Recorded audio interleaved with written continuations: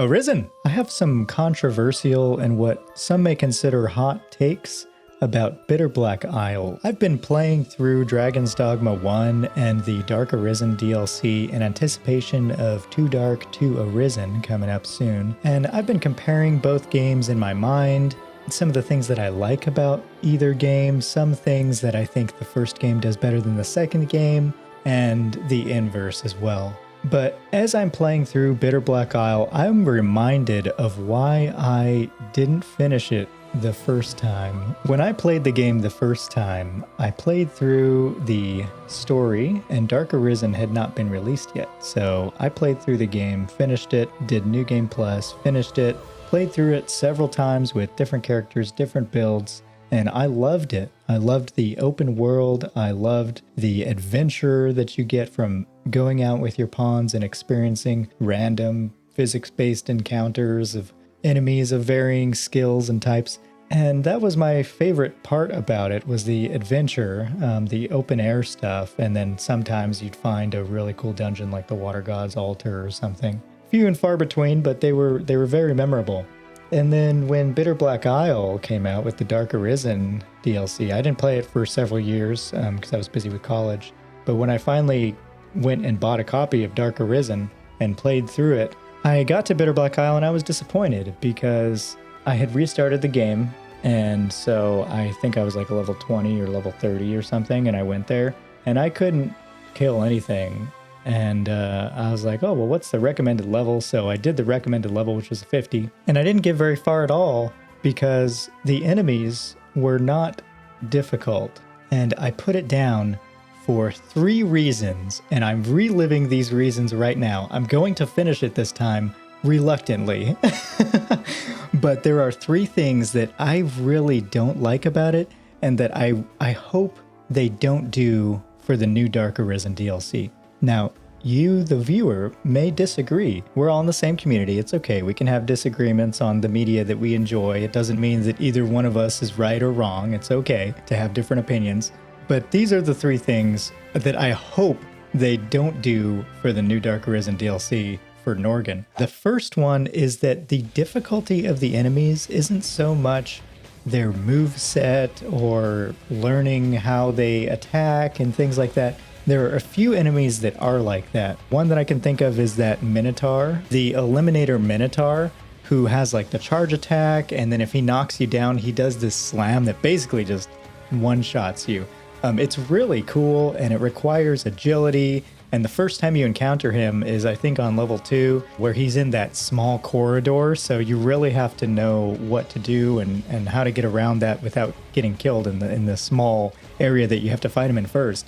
So that was a really fun, dynamic encounter that wasn't just about, like, melting a health bar. The second enemy that's dynamic in that way, and I think retains the spirit of the base game in terms of it being a replication of a tabletop RPG, is the Man-Eater. It's a mimic. You know, you have a mimic chest. You never really know if a chest is going to be a Man-Eater or not. I think some of them are set, but sometimes they're Man-Eater and sometimes they're not in the same location. So it's really cool. The first time I encountered it back in the day, it was super surprising. And even now, you know, I had forgotten all the locations. The Man-Eater was really cool. And the fact that you have to kill it within a limited amount of time if you get free from it is also very fun. And then the third one that I can think of is the chained gore cyclops. That thing is brutal, man. I remember I fought it the first time. It killed me in 1 hit. But then I learned to keep my distance, and we eventually beat our first Gore Cyclops through a little bit of cheese.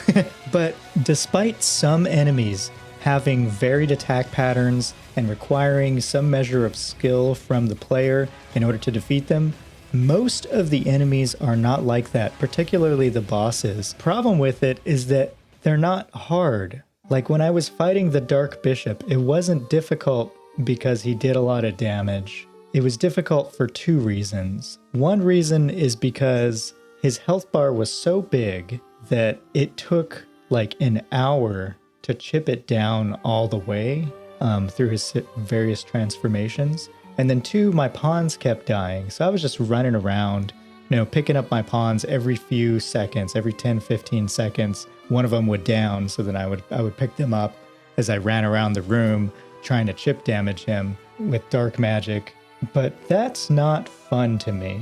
That's not difficult to me. Just because an enemy has a lot of health and because they're a damage sponge, that doesn't make them difficult. That just makes them tedious. And that's not the same thing to me. I think that's a poor way of implementing difficulty on a game. So that's the first reason, is that the health bars and the enemies, most of the difficulty for the enemies is in their massive pool of health and not because of their move set or because of the dynamics of the way that they interact with the player. The second thing is that because of that, because of the massive health bars, when I got to level 3 for the first time, I literally couldn't hurt anything. Like, I thought I was strong enough, I made it through the first 2 levels and then I got to the third one and I was like, okay, I feel confident. I was able to beat all the enemies and do a complete run of the second level without dying or without needing curatives. So I'm ready for the third one. I get to the third one and I can't even hurt the enemies and they're just like spamming Maelstrom and there's those 2 Gore Cyclops in that arena. I was like, well, dang it. I guess I'm not high level enough to damage to even make it through this second room on the third level.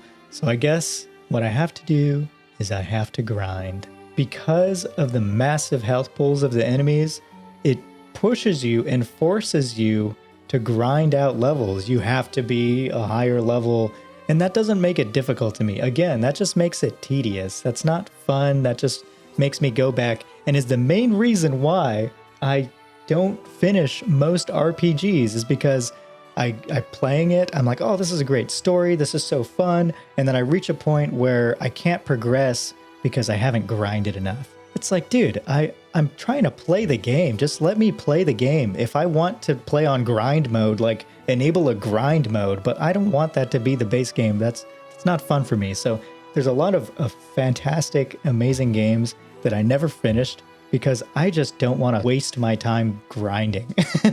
Like Final Fantasy 13, that's the first one that comes to mind. You get to a point where you reach the quote-unquote open world. It's like this overworld area on this separate planet, and you can't really progress further than that until you grind out a little bit in that area, because everything else beyond that is just like 20 levels higher than you or something, if I remember right. At least 10 levels higher than you. It's crazy. So the game forces you to grind, which is like an artificial padding that is not actual content in the game. It's just, oh, do this because we want to waste your time. I don't like that. It doesn't respect the player. Now, the third thing is that not only is it time consuming and tedious and it requires grinding, but because of those things, it makes me want to cheese the bosses. It makes me want to find an exploit where I can just take the boss out really quickly that doesn't require any skill from the player. Like for the first one, the exploit is to get some throw blasts. You get like 30 throw blasts and then you can just crush the first boss. Instead of my weapons, instead of my skills, I just ended up throw blasting it to death. When I got to Dark Bishop, I was high level enough to do some damage to him, but it was tedious. It took me like 20, 30 minutes to beat him, and it wasn't because he was difficult. Like if I just stood in one place and did nothing, basically wouldn't do any damage to me except for the curse spell that kills you if you stand in it too long. It was just like, it just felt cheap. And it just encouraged me to cheese the bosses, and I don't like that. Now, I'm at Damon now. I'm going to beat him. I'm not going to put the game down without beating it this time. But it's the same thing. I love the fact that he has so many attacks, though. Like, that's really cool. And I know there's a second phase, but yeah, he's not difficult. He's just tedious. I just can't do enough damage. So I beat the Dark Bishop when I was level 70. I think I was like level 65 when I beat the Gazer. And when I got to Damon, I was like level 78 or something, but that wasn't enough. So now I'm just grinding out levels. I'm level 106 now.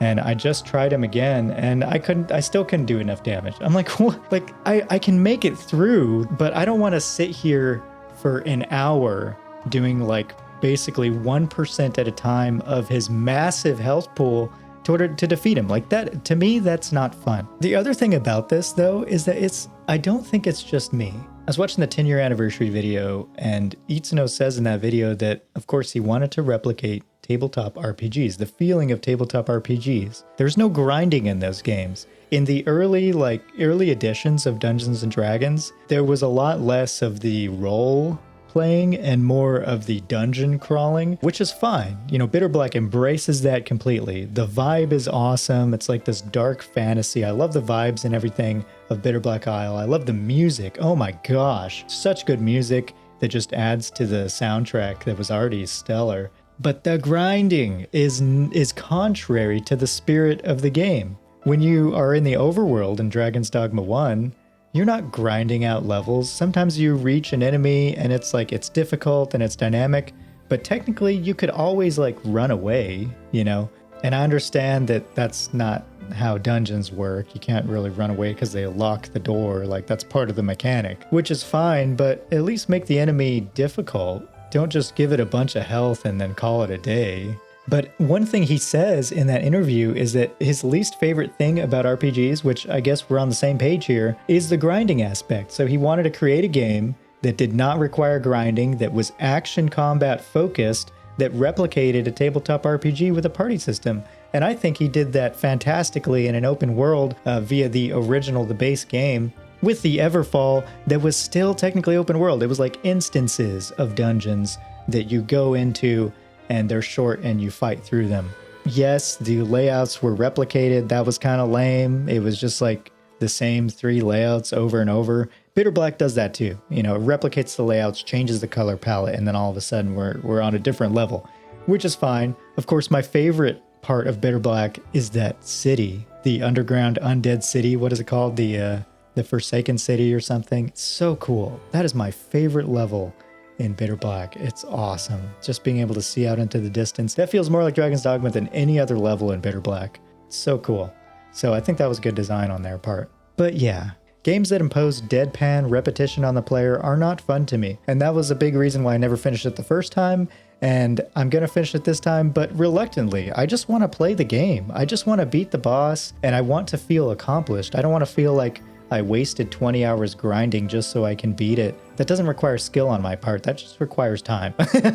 And that's not the same thing. And I feel like that harms the identity of the game, because that wasn't a requirement in the base game at all.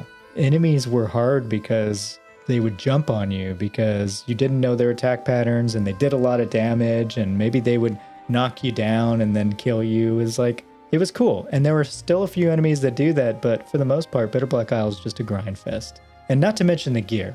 I'm not very interested in getting all the gear. Like, I'll take what I can get. That's fine. You know, I've never been the person that's like, oh, I want the full set, so I'm going to spend 40 hours getting RNG drops so I can do that. No, that's not me. So what I hope is that Dragon's Dogma 2 doesn't do what the first Dark Arisen did. I hope that they retain the original spirit of Dragon's Dogma 2 with the open world, instanced dungeons. It would be cool if we had a very long extended dungeon. That's fine, but don't make the enemies like damage sponges and that be the difficulty. I don't want to sit there and chip away at health until it's done. I want to feel challenged. I want it to be rewarding. I want it to be an accomplishment to beat Norgan and its various challenges. So I do get the feeling that that's going to be the case because of the footage that they've shown. It does seem like most of the game is in the open world. You know, when you're fighting the dragon, you're obviously in some kind of dungeon arena, or at least a building, but most of it's in the open world, and that's cool. That just means that it's going to be like this mountainous region with various tracks, you know, hopefully not very linear like BBI, but yeah, I'm hopeful for Dark Arisen 2, Too Dark to Arisen, but let me know what you think. You know, do you agree with this? Like, am I alone here in the fact that BBI is nothing but a grind fest, and to me that's not fun? For some people, they love the grind. That's like the game for them. For me, that's never been the case, so I hope I didn't offend anybody.